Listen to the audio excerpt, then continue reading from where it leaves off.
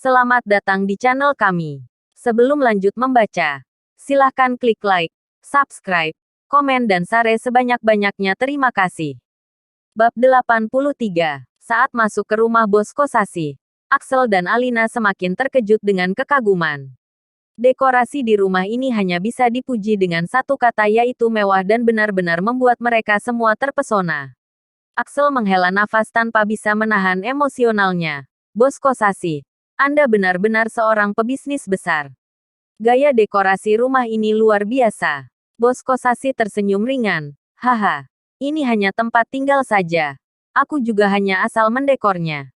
Hiro segera melanjutkan perkataannya. Bos Kosasi memiliki lebih dari selusin rumah seperti ini di kota Carson. Bos Kosasi sendiri tidak terlalu peduli dengan dekorasinya. Axel dan Alina sekali lagi dibuat terkejut. Lebih dari selusin rumah yang bernilai ratusan juta.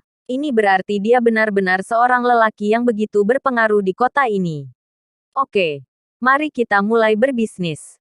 Bos Kosasi sambil tersenyum berkata. Direktur Su, Kakak Alina, apakah kalian benar-benar berencana untuk berinvestasi dalam proyek real estate aku? Tentu saja, Axel berkata dengan cepat. Aku rasa Bos Kosasi memiliki visi yang cukup bagus. Merupakan kehormatan bagi kami untuk dapat berbisnis dengan Anda. Hahaha. Karena kalian semua sudah memutuskan. Kalau begitu mari kita lakukan. Bos Kosasi berkata sambil tersenyum. Ayo mari. Aku sudah menyiapkan kontraknya. Setelah menandatangani kontrak dan melakukan pembayarannya, proyek kita sudah bisa dimulai. Axel dengan cepat mengambil kontrak dan membacanya dengan cermat.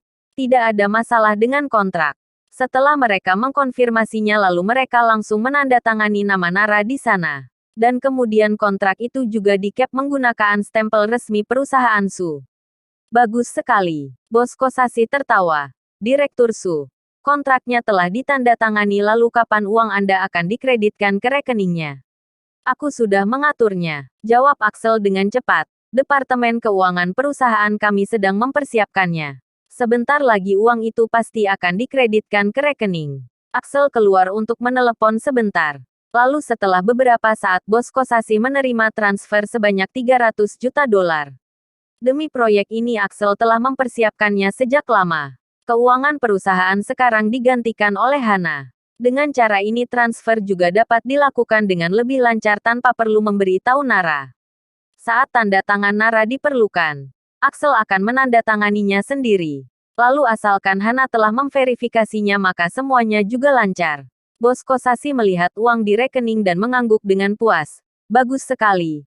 Direktur Su, selamat bekerja sama. Wajah Axel dan Alina penuh dengan kegembiraan. Tingkat pengembalian bisnis ini lebih dari 10 kali lipat. Setelah kesepakatan bisnis ini sukses maka mereka juga akan menjadi orang-orang yang luar biasa di dalam dunia bisnis. Setelah mengobrol sebentar, Axel dan Alina pun pulang. Mereka baru saja sampai di depan pintu perusahaan lalu melihat Reva yang berdiri di depan pintu kantor itu menunggu dengan cemas.